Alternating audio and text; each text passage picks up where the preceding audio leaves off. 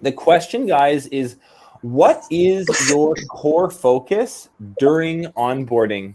I want to make a distinction for the audience between actually like onboarding and training. So when we're talking about this onboarding piece, you'll notice like we're talking a little bit about the technical skills, but that usually comes after someone is onboarded. So when we're using the word onboarding, really what we're talking about is like getting the cultural DNA of your business injected into this new employee. Make sure that they know how things are done here. Make sure they know who is who and how they fit into a larger organization. Whereas the training of the technical skills, how to use a mower, how to install sod, how to do pavers, whatever comes later, that's kind of a later step. And we're going to get to it. But when you guys think about that time piece, I don't have time. It's so difficult to run a training process. Just listen to these high performers and the way that they make time for this. Like first impressions matter, and they're very, very careful to make a good first impression with their new staff. I think that's been my key takeaway on onboarding.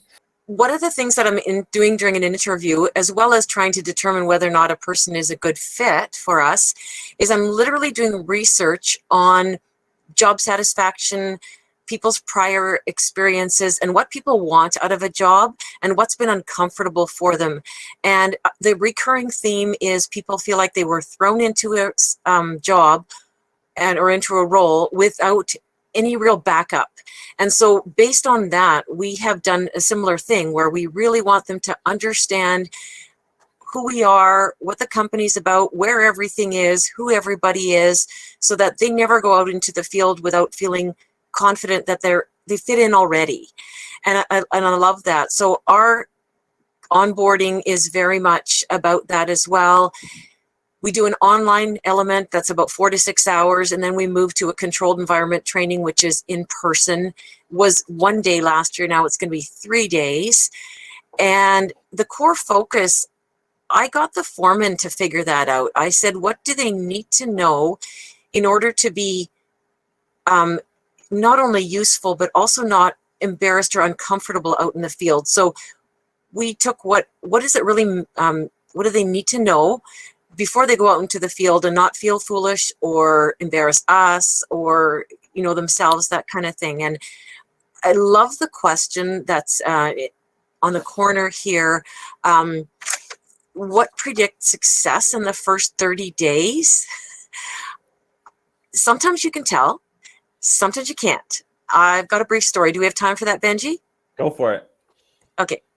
So our first day of controlled environment training last year, we had a group of, I think, 6 new staff members, and we'd gone through the whole culture thing, and they were learning some real specific skills. And one of them was tying down a piece of equipment on a trailer.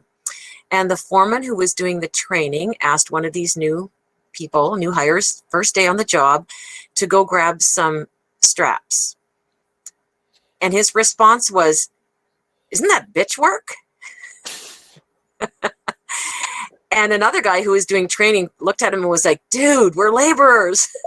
Anyways, you'd think that person was in trouble and they're never going to survive. This is almost a year later. He is a really, really loyal person.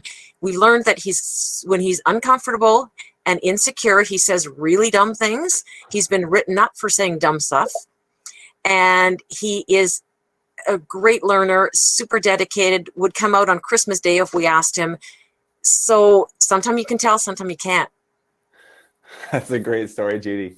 Don't judge a book too much by its cover. It's good.